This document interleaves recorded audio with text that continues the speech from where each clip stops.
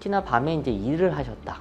그러면 스트레스 호르몬이 계속 분비됐을 거예요. 물 공급이 충분하지 않은 상태에서 스트레스 호르몬 레벨이 올라가 있으면 평소보다는 피부는 훨씬 건조해져요. 건조해지기 때문에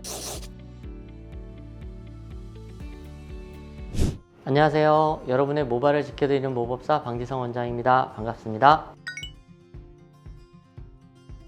피부는 이제 밤에 저희가 자는 동안 재생이 많이 되거든요. 그 시간이 일단 없어졌기 때문에 재생이 뭔가 안 된 거죠. 그래서 이제 수분 보충도 안 되고 재생도 안 되니까 더 푸석해 보일 거고, 대부분은 혈액순환이 좀 줄어드는 경우가 많아요. 밤을 샌다는 건. 밤을 새서 가만히 누워 계신 게 아니라 움직였고 활동을 한 경우가 많거든요. 그게 일이든 어떤 다른 활동이든 간에 혈액순환이 전체적으로 줄었을 가능성이 많고, 경직된 자세로 오래 유지됐을 수가 있어요. 당연히 이제 혈류 공급이 제대로 안 돼서 푸석해지고 안 좋아 보이는 그런 상태가 되고요. 특히나 밤에 이제 일을 하셨다.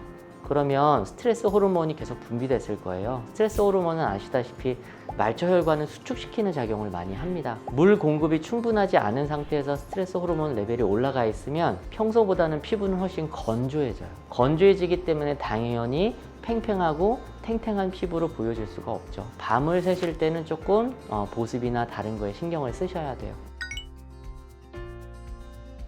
상황이 그래서 하루 이틀 늦게 주무시는 거는 전혀 문제가 없겠고요. 예를 들면 습관적으로 게임 같은 거 아니면 음주 이런 것 때문에 아니어도 되는데 일부러 늦게 주무시는 분들 있죠. 이런 분들은 피부가 점점 나빠지긴 해요. 여가 활동 때문에 밤에 잠을 잘 안 주무신다, 이런 경우는 좀 조절을 하시면 좋겠고, 야간에 일하시는 분들이 많으세요.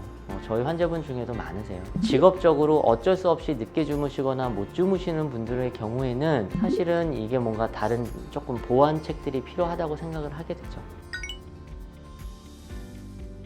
다른 게 모든 조건이 완벽해요. 물이 많고 단백질이 많고 다 좋은데, 만약에 이분이 수면 부족, 불면증이 있다든지 수면 부족이 있으면 모발 재생 잘 안 됩니다. 환자분이 모든 조건이 완벽해요. 근데 모발 재생이 느리거나 흰머리가 많아요. 그럼 제가 꼭 여쭤보는 게, 잠은 잘 주무세요? 몇 시간 주무세요? 잠자리가 편안하세요? 이런 걸 여쭤보거든요. 대부분의 경우 거기서 문제가 있구나라고 이렇게 발견되는 경우가 많아요. 잠자리도 중요하고요. 수면 시간도 6시간 이상은 지켜주시는 게 모발 재생에는 되게 중요합니다. 특히 모발 이식을 하셨다면 잘 주무시는 분이 효과가 좋아요. 회복 속도가 빠릅니다.